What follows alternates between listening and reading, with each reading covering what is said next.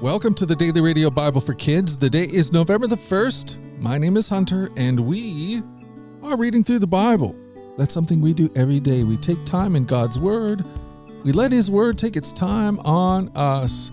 Kids from all around the world gather here to listen to these amazing stories from the Bible, from Genesis all the way to the book of Revelation. And today, we are in the book of Acts again, chapter 19. Some Ephesian silversmiths were worried that their idol-making business would slow down. And who were they going to blame? Let's read about it. Acts 19. Serious trouble developed in Ephesus concerning the way.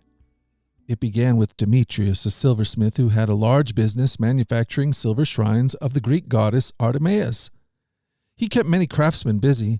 He called them together along with others employed in similar trades and addressed them as follows. Gentlemen, you know that our wealth comes from this business, but as you have seen and heard, this man Paul has persuaded many people that handmade gods aren't really gods at all. And he's done this not only here in Ephesus, but throughout the entire province. Of course, I'm not just talking about the loss of public respect for our business.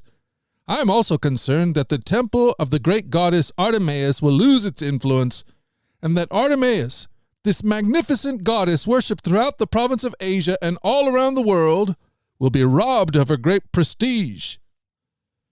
At this, their anger boiled, and they began shouting, "Great is Artemis of the Ephesians!" Soon the whole city was filled with confusion. Everyone rushed to the amphitheater, dragging along Gaius and Aristarchus, who were Paul's traveling companions from Macedonia.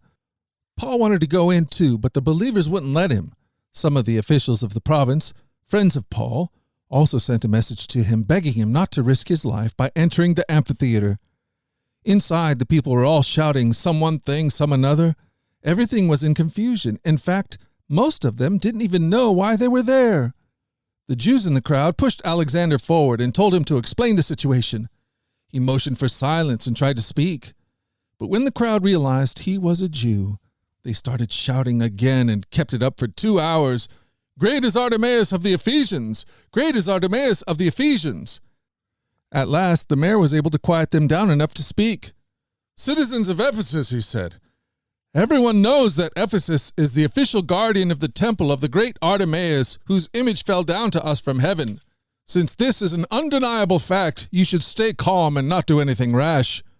You have brought these men here, but they have stolen nothing from the temple and have not spoken against our gods.